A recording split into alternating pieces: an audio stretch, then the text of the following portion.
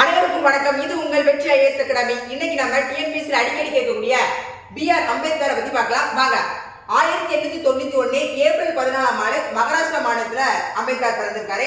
1907ஆம் ஆண்டு பாத்தீங்கன்னா அவங்களோட பள்ளி படிப்பு முடிக்கிறாங்க.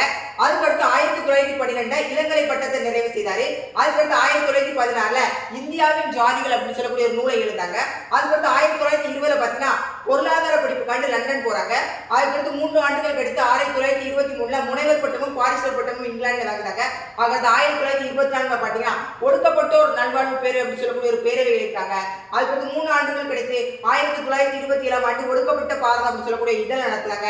அதுக்கடுத்து 1935 சுதந்திர தொழிலாளர் கட்சி அப்படின்னு சொல்லக்கூடிய ஒரு கட்சியை உருவாக்குறாரு. அதுக்கடுத்து 1947 பாத்தீங்கன்னா அரசியல் சட்ட வரைவுகளோட தலைவரா இருக்காங்க. அதுக்கடுத்து எதிர்பாராத விதமாக 1905 டிசம்பர் 6ஆம் தேதி இவர் எந்த ஆண்டு பாரத ரத்னா விருது வாங்கினாங்க கீழே கமெண்ட் பண்ணிருங்க. தேங்க்ஸ்.